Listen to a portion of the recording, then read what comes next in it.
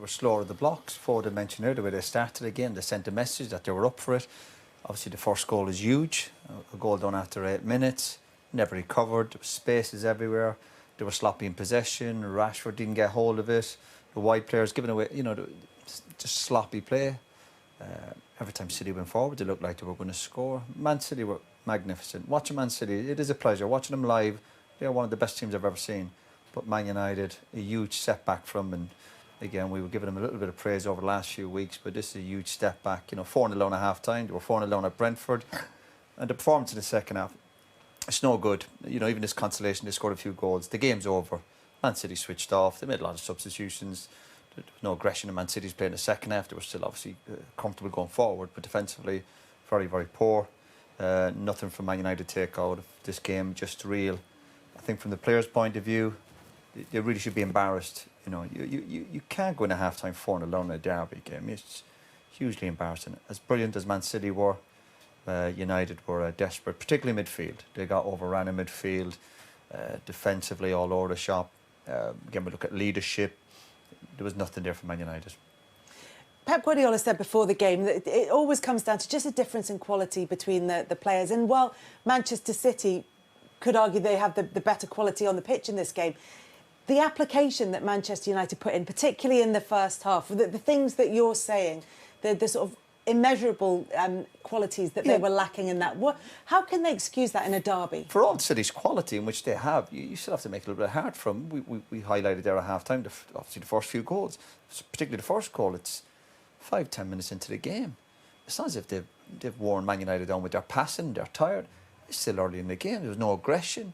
You've got to close people down.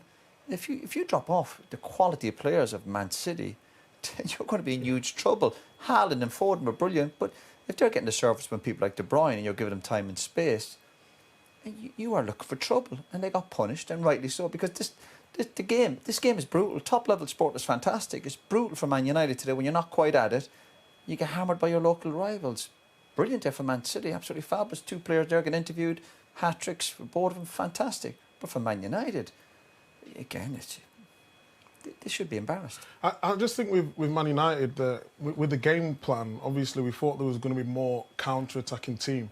But if you see when De Bruyne was going to get the ball deep, their midfielders was trying to go and press De Bruyne, then was leaving the space right in the middle of the park. And normally what Man United do is go deep and then go on the counter-attack. But in the middle of the park, they tried to go man versus man, and it left a huge gap in between. All that allowed is the likes of Bernardo Silva, Kevin De Bruyne to get on the ball, Gundogan running forward, and it created that space for Haaland. That was very, very naive today.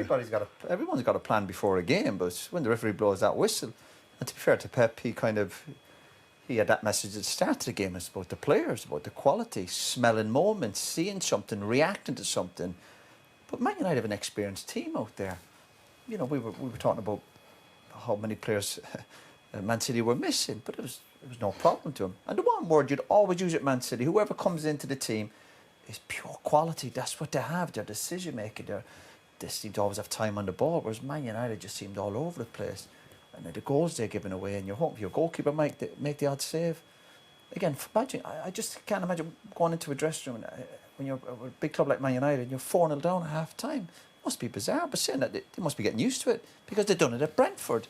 But the manager must be scratching his head with his staff and thinking, we've made progress over the last 4 games. Huge setback.